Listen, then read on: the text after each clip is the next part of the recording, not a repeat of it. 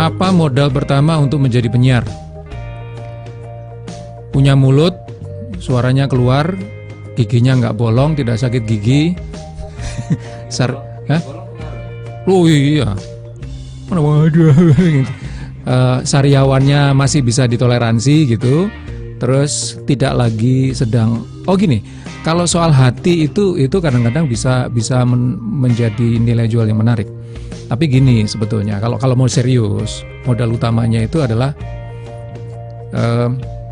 ini ngomong agak mendasar ya, ngomong yang betul-betul hubungannya dengan ciptaan Tuhan.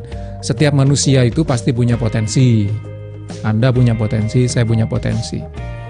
Nah, potensi ini harus kita temukan dulu. Tiap orang berbeda-beda, mungkin ada yang sama satu sama yang lain, tapi sebetulnya tiap orang pasti punya keunikan meskipun dalam kategori yang sama satu dengan yang lainnya. Ini yang harus kita temukan. Kalau Anda sudah menemukan, ya alhamdulillah, tapi kalau belum, ini waktunya mencari. Nah, kalau Anda sudah menemukan, maka kita akan lebih mudah untuk bisa menjadikan value itu, potensi itu sebagai bahan kita untuk menjual diri, jualan. Nah, sebagai penyiar juga begitu.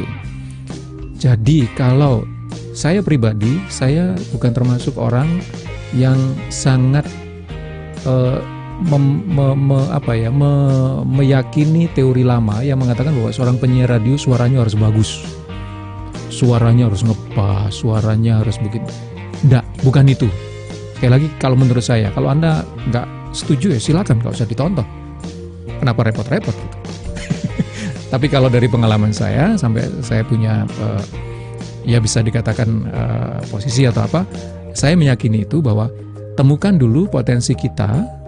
Kalau itu dalam kategori untuk masuk ke dunia siaran, apa kira-kira potensi yang kita miliki yang bisa menjadikan nilai jual kita meningkat untuk menjadi penyiar atau pelaku siaran. Kalaupun suara yang kita miliki secara alami itu tidak terlalu bagus, maaf, mungkin ada yang cadel, mungkin ada yang suaranya cempreng segala macam. Sebetulnya justru itu kalau kita tahu, itu bisa dijadikan bahan keunikan, ciri khas kita.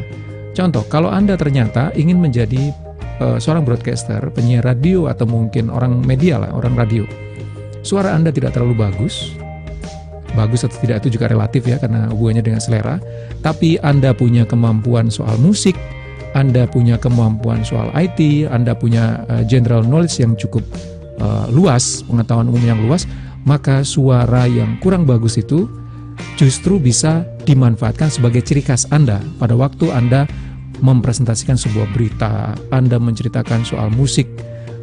Jadi kelemahan itu bisa tertutupi oleh potensi yang lain.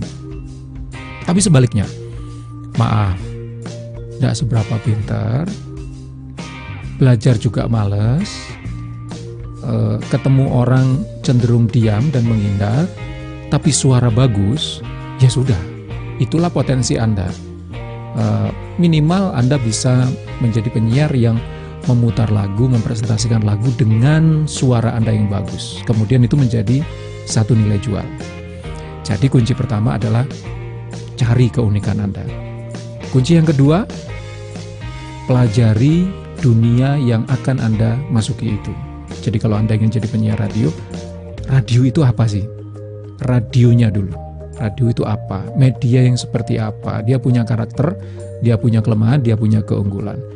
Kedua itu. Ketiga, profesinya. Penyiar radio itu apa sebetulnya?